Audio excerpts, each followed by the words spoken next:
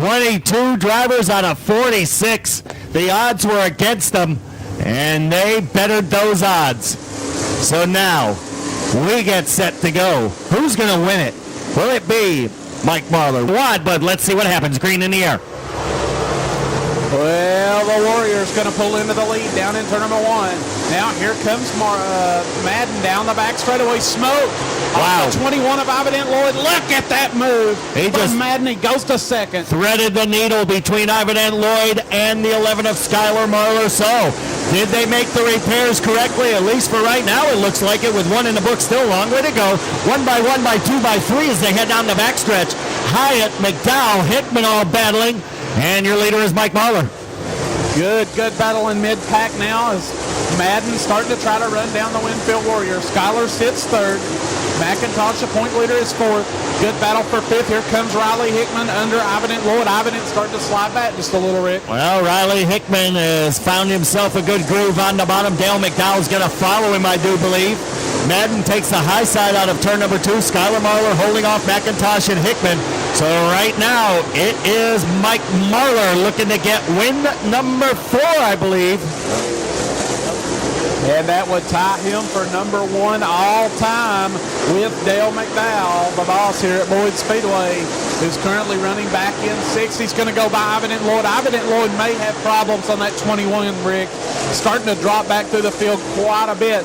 But Riley Hickman has come alive as he runs the bottom down under Donald McIntosh. A little contact, but he's up to 5th. Well, Ivedent Lloyd, who's to say what it's all about? It could have been tire choice, too.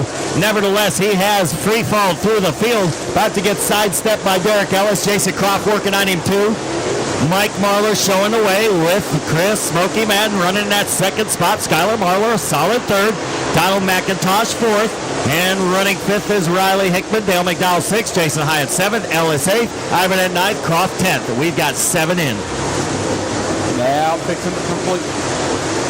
Now completing 8 laps is Mike Marlar.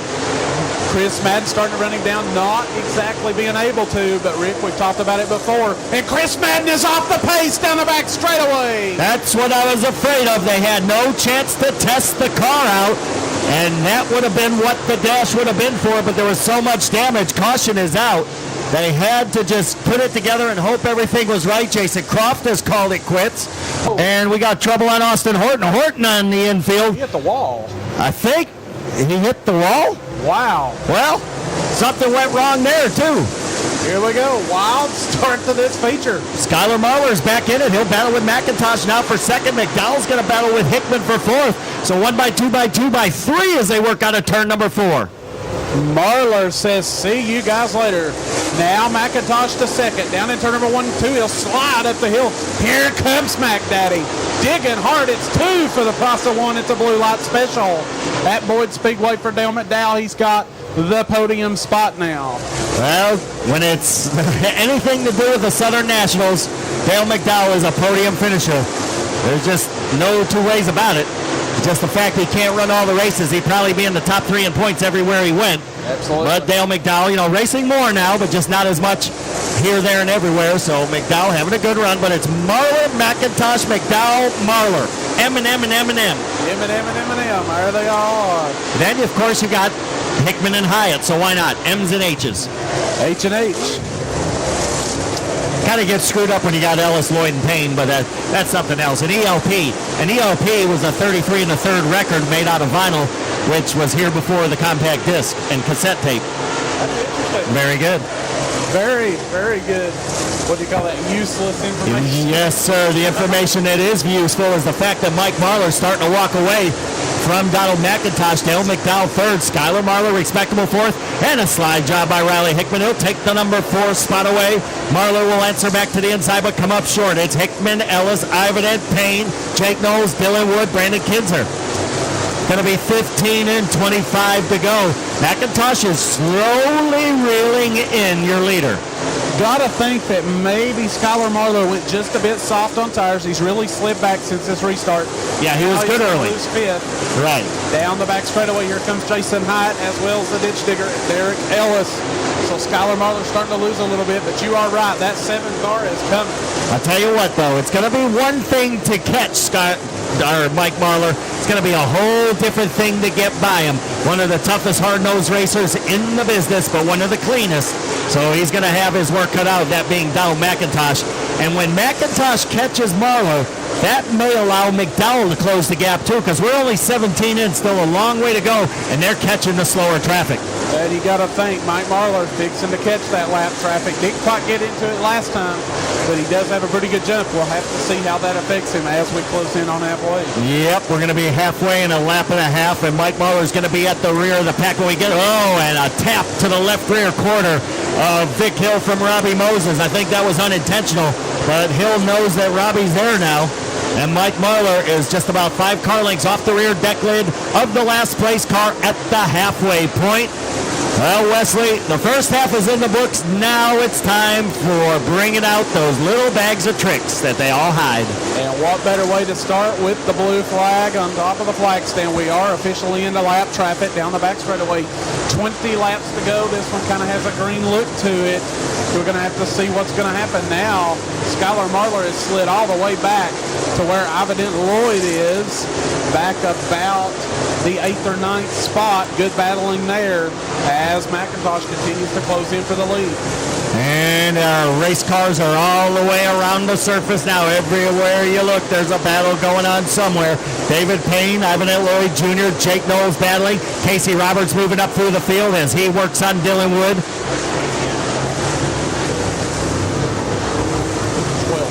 Casey Roberts started 19th. He's up to the number 12 spot, wanting a little bit more. Meanwhile, Mike Marlar to the outside of Robby Moses, about 6 car lengths ahead of Dillon McIntosh. So Marlar has to tiptoe center to high groove out of turn number 4 as Moses slides right up in front of him. McIntosh will gain one more position. So he's about 4 car lengths now off the rear, and that's going to be it for Shanon Buckingham. He'll pull it in at lap 24. It's going to be 15 to go when they come out of turn number 4. Mike Marlar has got the lead, but he's got to be wondering, where's everybody else behind me? Well, good break right there. He gets a lap car between him and McIntosh. Now as they race down the back straightaway, Robby Moses will separate them. Now we've got Jason Manley off the pace in 3 and 4. He'll run down the front straightaway. We'll see if he gets into the infield. He will. We'll go no caution. So that's it for him. So we'll stay green. Marlar continuing. McIntosh really ran him down right there, Rick, but now McIntosh had a little trouble with Moses. Marlar's got that time back. Yeah, and he's got the 21 cleared now, so he'll set his sights once again on the 157. We have got 13 laps to go.